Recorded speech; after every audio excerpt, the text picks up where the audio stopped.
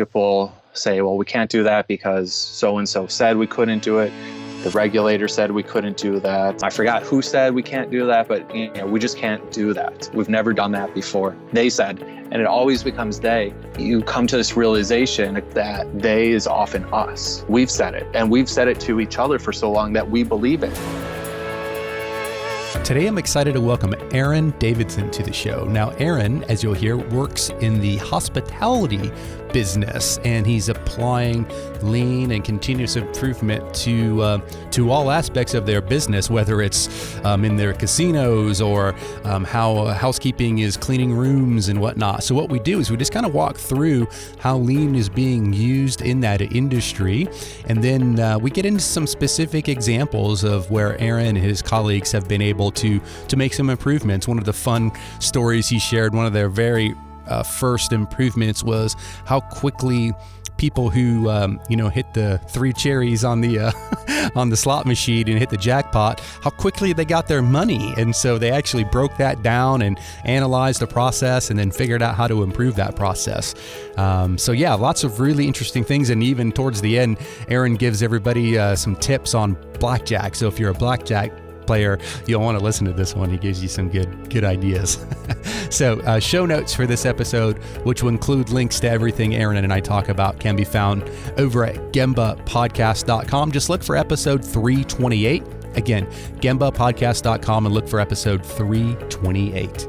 Okay, enough from me. Let's get to the show. Aaron, welcome to the show. How are you? I'm doing great, Ron. Thanks for having me. Oh, you're welcome. You're welcome. So where are you calling in from? I'm calling in from Connecticut right now. Nice. Okay.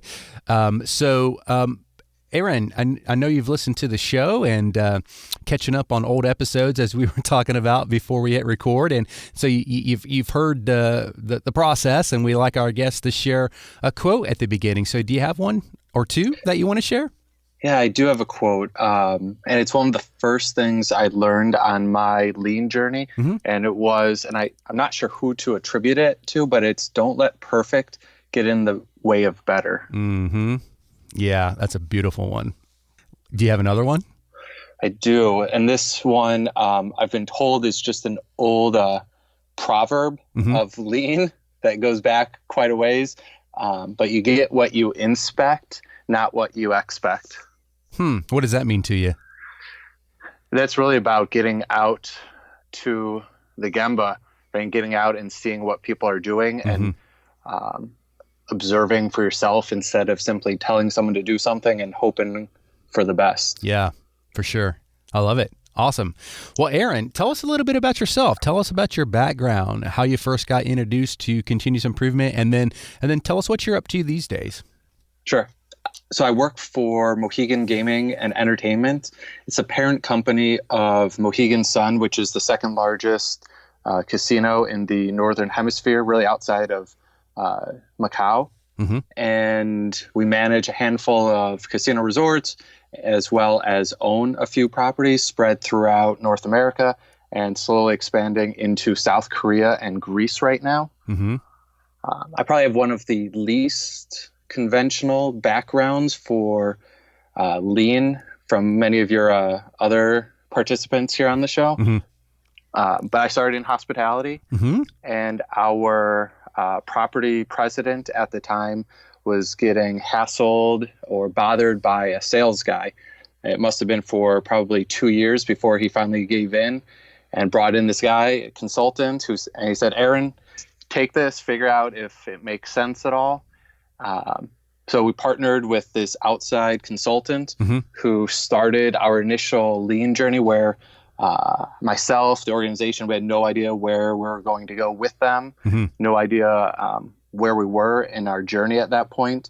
But it really changed our entire organization, changed my direction, my career as an individual, and started our lean transformation for the entire enterprise. Wow. And when was that again?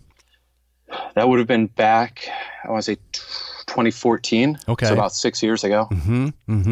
So let's talk about those early days. Like, talk about what you, obviously you brought a consultant in, probably did some training and, whatever. But what was your approach in those early days? Did you run events, or were you, was it more, you map some value streams, or what did you guys do in those early days?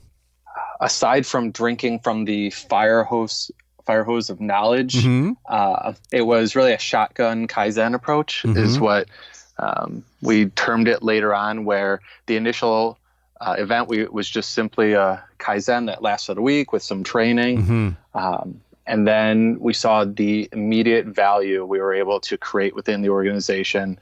And we were fortunate to start our lean journey from a position of strength, where we weren't coming in to it at the downturn of the economy, where we were forced to make tough decisions. We were able to look at lean and the tools within the world and say, what can we do to improve as a business instead of just cutting costs? So I've been fortunate to always have a focus of, well, yes, we want to reduce our expenses. We really want to drive revenue, but at the same time, and more importantly, being in the hospitality world, it's all about the experiences guests have when they're at one of our properties. So that was always first and foremost. And we knew that if we made that better, money always followed.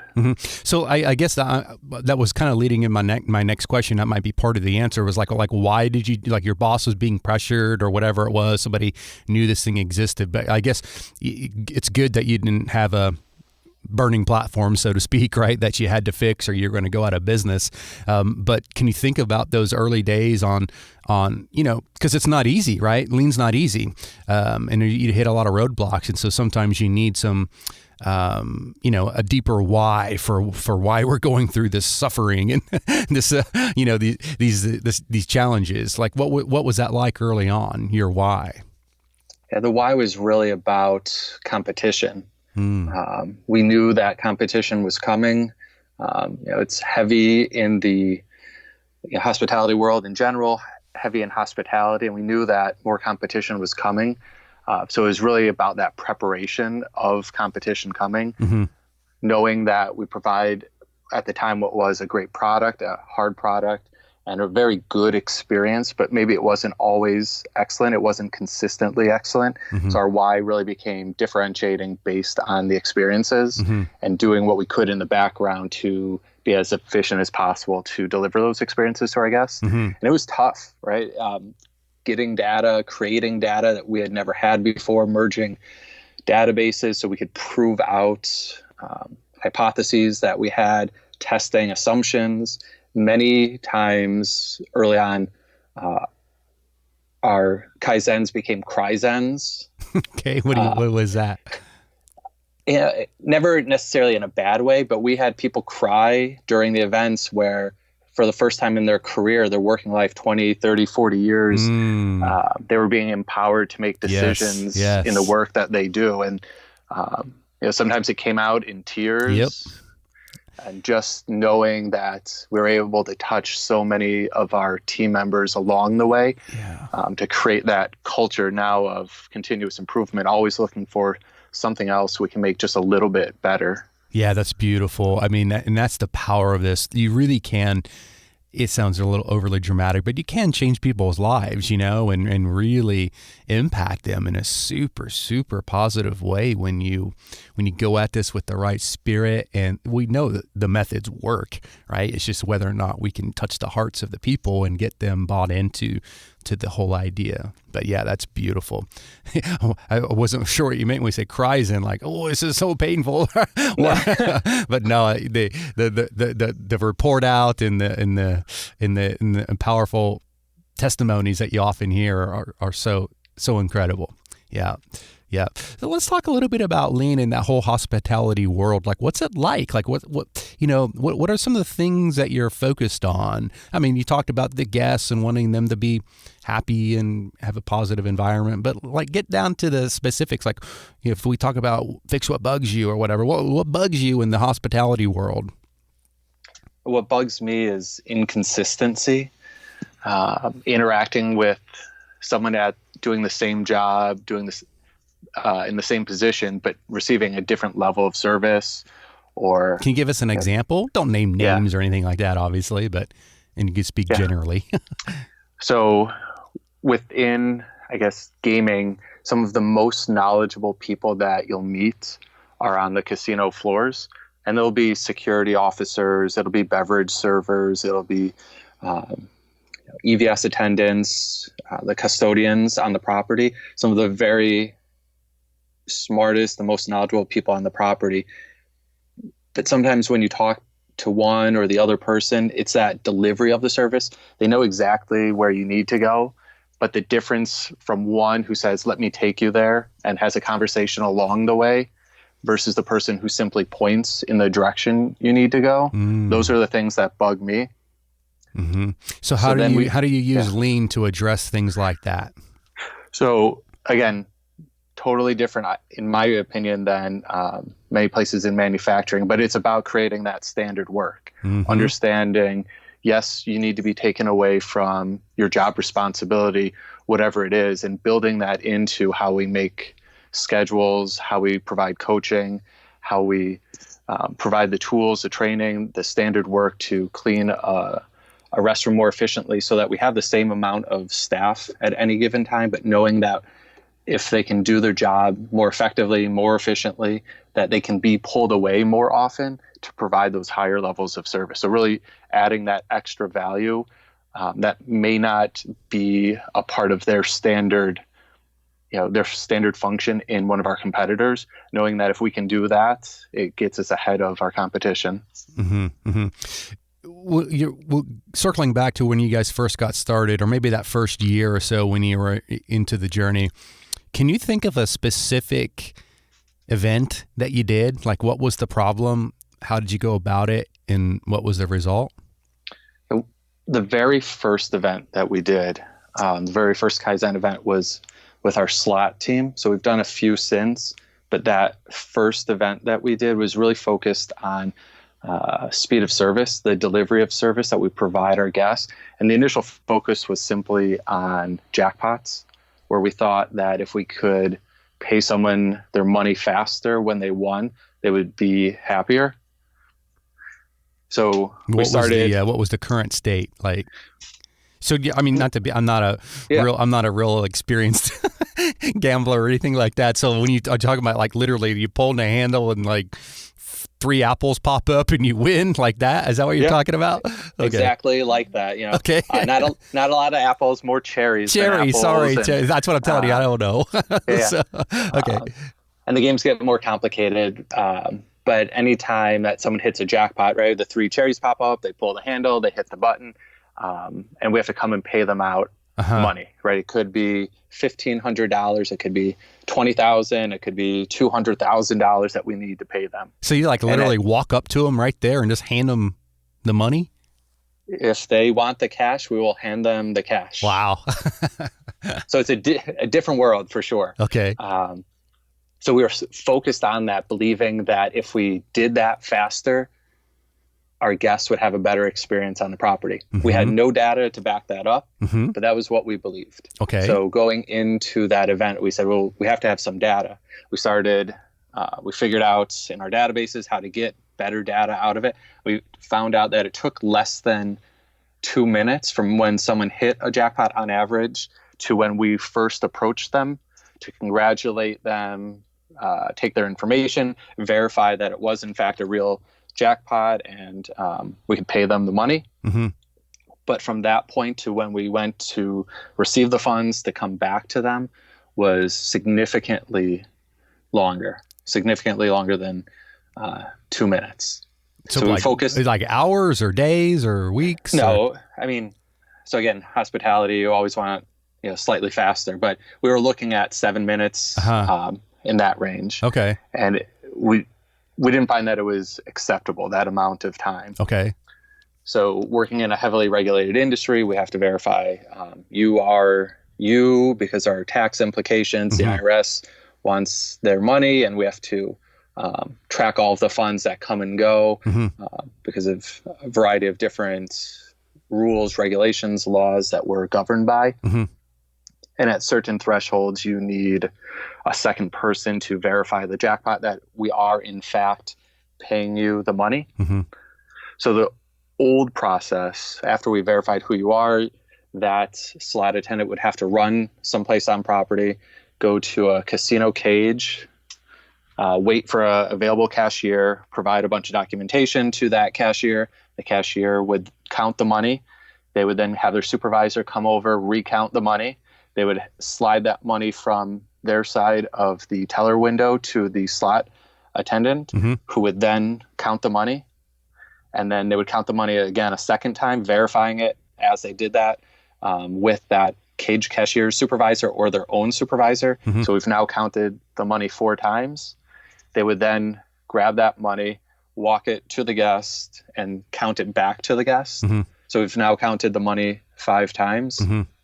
And it just became a lot of counting. So we said, well, who's a verifier? And we were able to go back to our regulatory body and say, could we use cameras for some of this work? What's the appropriate amount of time to count money? If you're telling us it has to be done 5 times to prevent theft, shouldn't we count it 10 times instead to prevent even more theft? Mm-hmm. Not that we actually wanted to count it 10 times, Mm-hmm. but having those negotiations and having a good relationship with them, understanding that, we're not trying to increase the risk to the business, but really looking to deliver a higher level of service, reducing the amount of times we have to recount the money, but then taking that a next step and saying, well, do we need a person to count the money? Isn't there a machine that could count the money for us instead? Mm-hmm. Looking at ATMs then that we could repurpose that we already owned into ATMs that were for employees to get the money that we were able to then tie back individually to the slot machines. Mm-hmm. So removing almost 5 of those 7 minutes from the process at the end. Mm-hmm. So huge savings when we're doing tens of thousands of jackpots across a given year at a single facility. Mm-hmm. And you add up, 5 minutes, tens of thousands of times. Yeah. We're talking, huge amounts of time saved across a year. So were you able to validate your hypotheses that faster was indeed better? So we were able to validate that faster was better, but it didn't move the needle like we thought it would from a guest experience standpoint. So going from a total cycle time of 9 minutes, 2 minutes on the front end, 7 minutes on the end, down to 4 minutes. Didn't really do much for the guest, but it helped us being able to then deliver a higher level of service, retraining all of our slot attendants to interact more with the guests, because we now freed up huge amounts of time for them so that instead of hunting for jackpots, hunting for work, they were able to be reassigned into different zones on the floor where their primary focus was to interact with guests and really sell part of our marketing program, making sure that they had their loyalty cards in slot machines because it sped up the slot attendant's job if a jackpot occurred. And it also enabled the guests to receive a variety of marketing offers from us. Nice.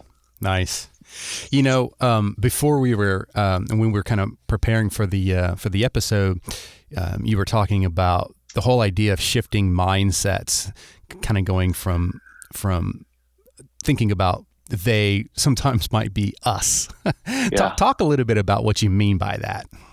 So more than one Kaizen event we've run, you run into all of the initial obstacles where people say, well, we can't do that because so-and-so said we couldn't do it. The regulator said we couldn't do that. Our minimum internal control standards say we can't do that. I forgot who said we can't do that, but we just can't do that. We've never done that before. They said, yeah. And it always becomes they. And you come to this realization after a couple of days that they is often us. We've said it, and we've said it to each other for so long that we believe it. But when we trace it back, no one ever said it. And we ask the people that say, well, if you go and ask that person, they'll tell you there's no way we can do it. We can't do it. And you go and ask that person, they'll tell you, I never said that. I don't remember ever saying that. That's something I've never thought about. I've never even cared about that. Yeah. and you create, this tribal knowledge that just, it can't be done until you challenge it and you realize that they was us for the last 20 years, 30 years. That's the way it's always been done. So it's the only way it can be done. There's only one way to clean a hotel room. It's this one way. We have to turn the showers on for, as hot as they can go and leave them on for 10 minutes while we clean the rest of the room, because that's the way we're supposed to do it. Oh, wow. I never even knew that was a thing. It's not a thing, but it's something that gets handed down over the years from Why would one that even have housekeeper. been a thing? I don't even get it. Like, what would be the like steam or something's going to help? Steam to maybe break down grime, but you're cleaning hotel showers every single day. Right. And if you read the MSDS for the chemicals, right, it doesn't say to do that. Dwell time, it's supposed to sit there for 30 seconds. Especially if I'm in the room before that, because my little travel secret, is just taking my wrinkled shirt, hanging them in a thing, turn the shower on for 5 minutes, and boom, all the wrinkles are gone. It works really, really well. So I'm helping housekeeping. Yes. That's great. That's great. You mentioned several times now about the whole idea of regulation, and that's got to be challenging as it relates to lean. So talk a little bit about working in a very heavily regulated industry. Yeah, so for sure there are challenges that we face where we've had hard no's. So working at one property where we had security involved, we had they have a local police force where most of the officers are assigned to that property and have been assigned to that property for 10 or 15 years and know the property inside and out. And we wanted to remove security officers from escorting the police. So the security officers don't get into fights. They don't have batons. They have no security, devices on themselves, no pepper spray, no handcuffs. But they were one of 3 people doing an escort, and we wanted to remove them and redeploy them as part of a larger project we were working on. And security was on board. We went back to the regulators. They said no problem. And the last group we went to were the actual police officers, where we thought they would be on board with that. And the police said, nope, we need that person there. And effectively the police said, no, we want them there. And as a shield in case we have to, perform our duties, where we've, in 15, 20 years, the police have never been involved in any sort of altercations. They've never had to draw a weapon, but they just felt more comfortable. And that was one of the fights you just didn't necessarily want to have. Other things where you've gone, there's casinos are regulated both at the state level and the national level for a variety of different topics or just different regulations. And when you start thinking about some of these regulations, they were written at a point in time for when casinos only existed in Las Vegas or only existed in Las Vegas and Atlantic City, which are both not totally unionized environments, but almost universally unionized environments. And the unions were heavy in delineation of duties and helping to write a lot of the regulation. So it used to be that you had cashiers that were gaming cashiers and then cashiers that were non-gaming cashiers, meaning that I could count this pile of money, but I was not allowed to count this other pile of money. At the end of the day, the money went into the same vaults, went into the same bank accounts, but they were just not able to count that pile of money. So you could have a cashier or 5 cashiers sitting around with nothing to do as one other cashier counted funds. And just fighting against some of those has been challenging because they were, those rules were designed simply to protect jobs, decades ago, where it's no longer good for any person in the business. Yeah. It always comes back to like, why are we doing that? Right. Just that whole concept of why, and getting people to let their guard down a little bit or, be open to being wrong. Right. So, yeah. And another great example of a regulation we were able to actually fight against was who opens decks of cards. And you would think decks of cards come in, and it used to require a supervisor to open the deck. They didn't then verify the deck or take the cards out of the deck, but they were the ones who had to take the cellophane off a deck of cards and split the sticker on there under a camera. We said, well, why can't the dealer do that? The dealer can't start their job until that's done. And you as one person have to go and do that at 8 different tables. It could be 4 decks, 6 decks at each table, and that dealer sits there. And that was something we were able to proactively rally against and prove out with cameras that it didn't make sense to have that one person doing that job where the dealer could do it and we could open tables, react to business demand, flexing tables up, opening them as guests required faster. Are they only allowed to use the deck of cards for so long, then you got to get rid of them for some reason? Yeah, so we generally use the decks of cards. It depends on the time of the year because they start to get sticky over time. So during the summer, you get rid of the decks a lot quicker. What do you do with them? Like just throw them away or donate them or what? Yeah, so it's a good question, right? So we go through, every casino goes through many thousands of decks of cards a year.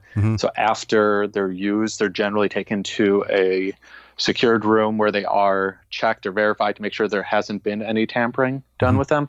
They're then drilled so they can't be put back into circulation, sold through gift shops, but most of the cards get donated. We donate thousands of decks to the military every year, ship them out around the world as different people write in and say, hey, I've just been deployed here. I used to go to your casino. Is there any way you can send us a couple decks of cards? Yeah. Thinking that they're going to get a couple decks of cards. We end up shipping them 100 decks or 200 decks. Cool. And they are able to give them out to everyone. Yeah. Where do you drill the hole? Like down the middle or? Yeah, generally center-ish. Yeah. That's really cool though that you do that. Is there and this is probably you don't worry if you can't answer this, I totally understand, but you always see in the movies all these card shark guys who are going there and playing blackjack or whatever, and they're counting, figuring it all out. Is that really a thing? Yeah. So card counting is a real thing. Yeah.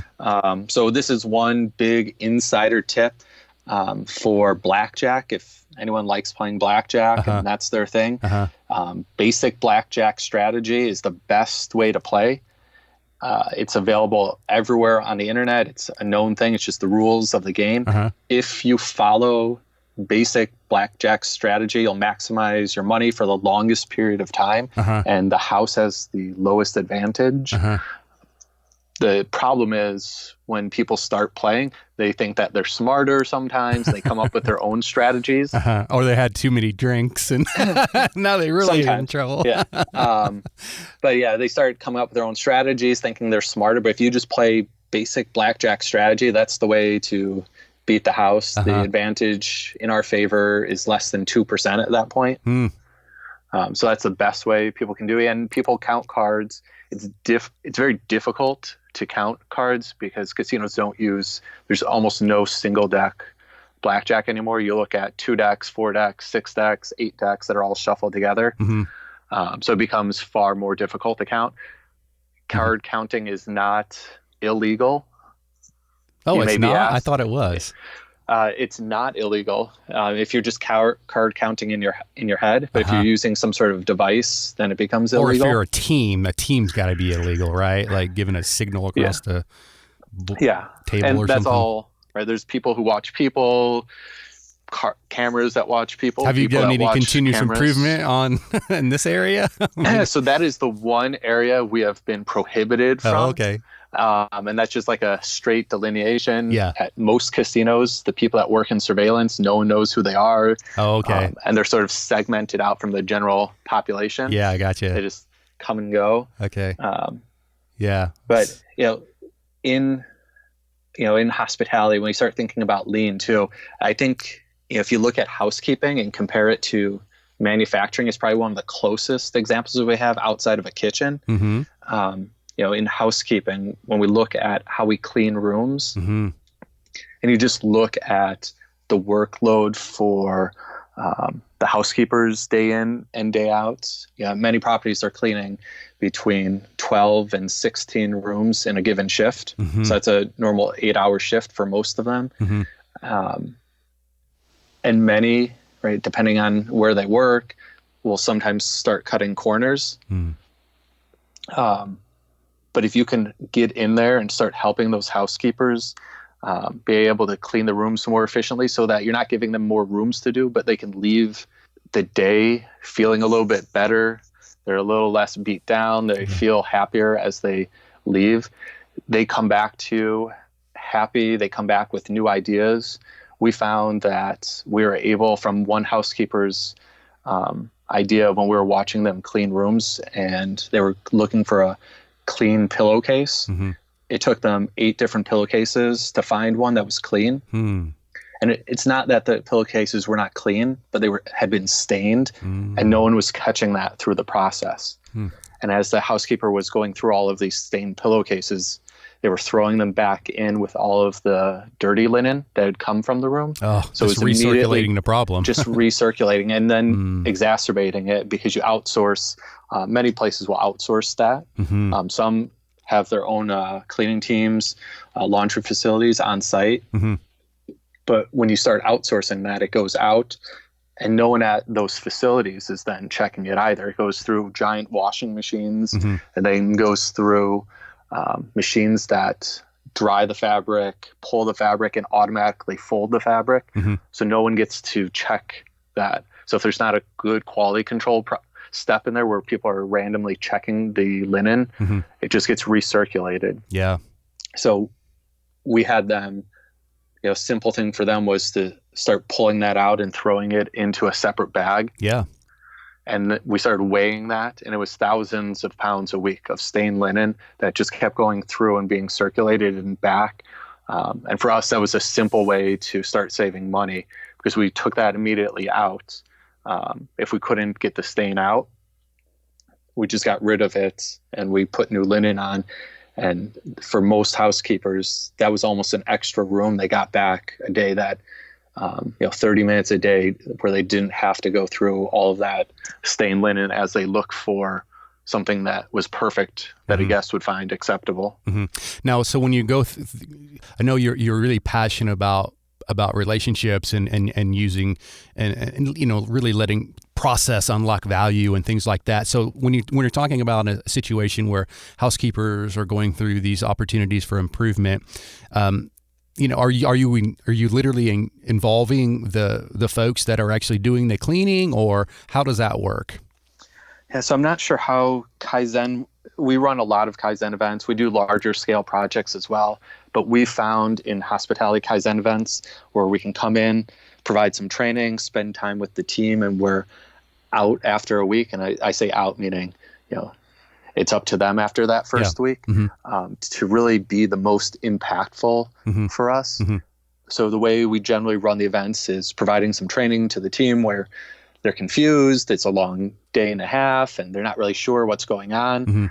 But then we get out to wherever they work, and we work hand in hand with them, doing time observations, so that they're exposed to a lot of the basic tools where they can start looking for improvements too. So doing time observations of how they do work, how their colleagues do work, documenting the current state, which is always different from what we think it is, right? As you start mapping out the process, we like to map out the process, what it's supposed to be, then what it actually is, and then our desired future state.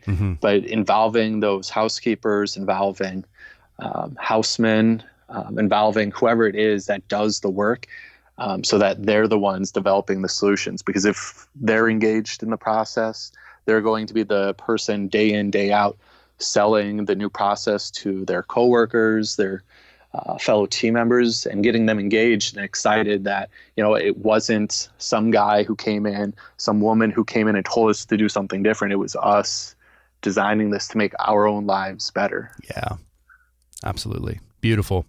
Wow, Aaron, this has been fun, man. Hearing about, I just love hearing how lead and continuous improvement is being used in so many different industries. Over the last few episodes, we've had everything from people in the legal industry. I had a guy recently in the NGO world, going into Somalia and helping people using lean. So now here we are in hospitality. So it really is unlimited what we can accomplish with this methodology of ours. So maybe to wrap things up, Aaron, why don't you maybe just share some final words of wisdom, and then definitely tell folks how they can connect with you. Sure, Ron. I would say if you're new and you're passionate about lean, I'm 5 years, 6 years into my journey now, and I still feel like some days I'm just barely scratching the surface.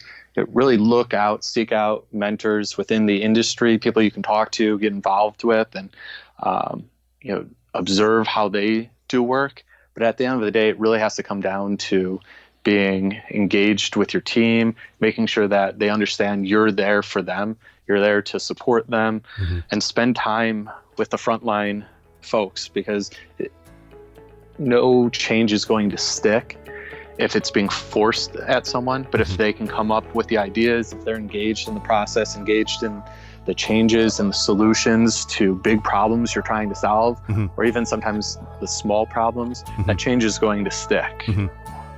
Yeah. And if people want to find me, LinkedIn's probably the best way. It's Aaron Davidson, Aaron Davidson, Davidson. I'm on LinkedIn, and that's probably the best way for people to find me.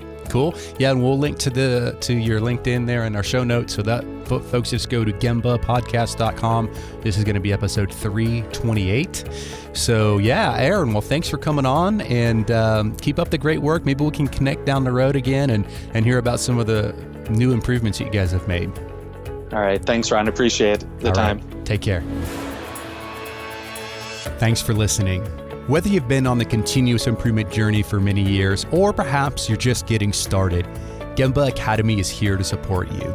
And while we're best known for our more than 1,500 Lean and Six Sigma teaching and virtual tour videos, we also have a team of experienced Lean and Six Sigma practitioners available for one-on-one coaching, as well as a variety of Lean and Six Sigma certification options. To learn more and to schedule a demo, head on over to gembaacademy.com.